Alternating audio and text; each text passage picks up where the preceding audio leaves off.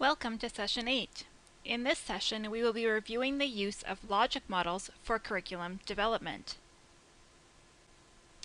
Given this plan, here are the learning outcomes for this session.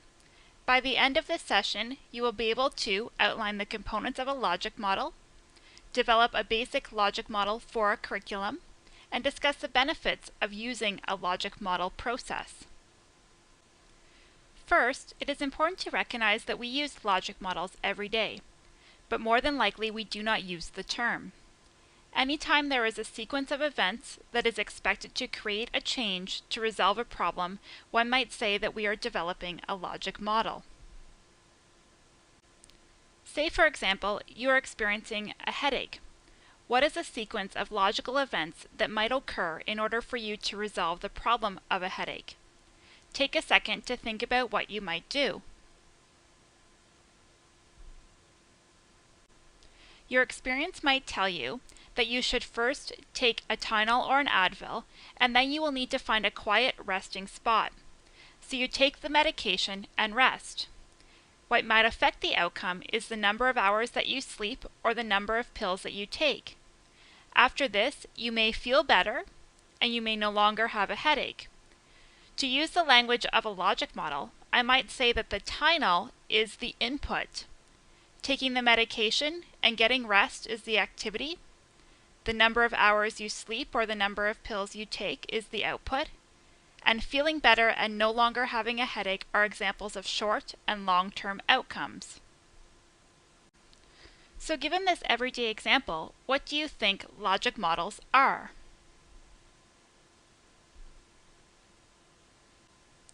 Simply put, a logic model is a graphic depiction that provides an overview of a program or process. It describes how a program or process is supposed to work. Logic models can be used in a variety of different contexts and for a range of purposes. They can be used in program or curriculum development, in the planning of a process or a policy, to guide the implementation of a curriculum, program, or process, or evaluate a program, curriculum, process, or policy. However, it is important to note that logic models represent the intention of a given curriculum, program, or policy. A logic model may not always be the reality of what, for example, is happening on a day-to-day basis in the curriculum or program. Logic models describe how a curriculum is supposed to work. Many individuals who use logic models talk about them as if-then sequences. Reading from left to right, a logic model portrays a series of if-then relationships. If you have certain resources or inputs, then you will be able to provide certain activities, and so on and so forth. You can check out the handout that I have uploaded in the presentation folder for Session 8 for more information on if-then statements and logic modeling. So let's take a closer look at some of the components included on a logic model. Inputs are the human, financial, organizational, and community resources needed for the curriculum, program, or process. Thinking about the curriculum that you are developing, what might be some examples of inputs for your curriculum?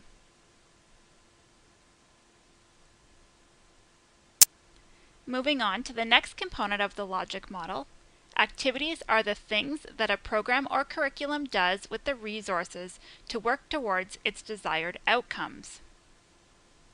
It is important to remember that all activities should start with a verb: to conduct something, to develop something, to distribute something, to identify something.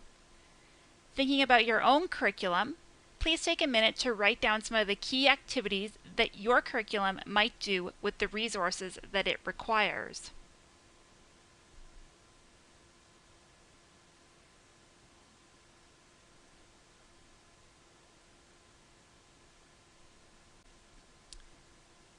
Outputs are the direct products of the activities that we include in our logic model. They are often expressed in terms of units such as the number of hours, number of people, number of completed actions required in our curriculum. They are often tangible, countable things. Simply put, outputs are evidence that the program or curriculum was actually implemented. Often, multiple outputs are needed to achieve one outcome. So I ask you, what evidence will you need to collect in the outputs category in order to know if your outcomes in your curriculum occurred? Take a minute to think about some of the potential outputs for your curriculum.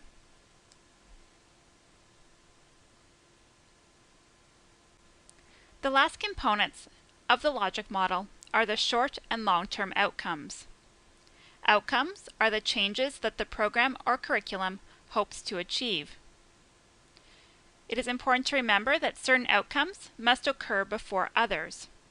For example, individuals must first be aware of a situation or behavior before they can change it. The distinction between short and long-term outcomes is about sequence and not necessarily the passage of time. Take a minute to write down some outcomes for your curriculum.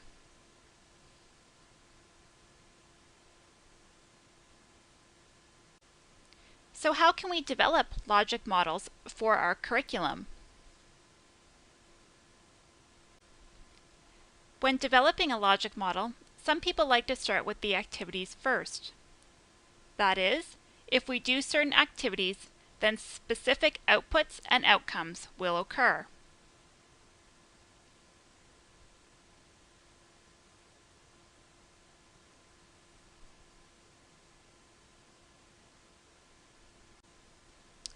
Others may start with the outcomes first.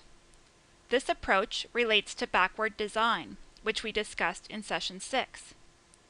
If you take this approach, you will begin by asking yourself the following questions for your curriculum. What are your long-term desired outcomes? What evidence will you need to collect to know if you have achieved these outcomes? And then what activities will produce this evidence?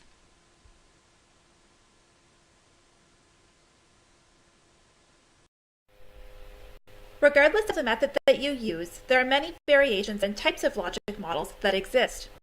You can check out some of the example models that I have posted in the presentation area on Brightspace, as well as those that the expert presents in the next video in this module. There is no one right way to develop a logic model. It all depends on your purpose for developing the logic model, how you will use the logic model, who will use the model, your context, and the given resources available to create the logic model. For this week's learning activity, I encourage you to create a logic model for the curriculum that you are developing for this course. I have uploaded a basic logic model template for you to use. However, you can choose another format if you want. You also have the option of including this logic model in your assignment number 3 for this course, as it may provide a nice overview of the key components or logic of the curriculum that you are developing. Remember that your logic model can be in point form, as illustrated in the examples that I have uploaded in the presentation folder. Finally, once you have drafted your logic model for your curriculum, I would like you to reflect on the benefits of using a logic model in the development of your own curriculum. You can also think about things that you found challenging when using a logic model process.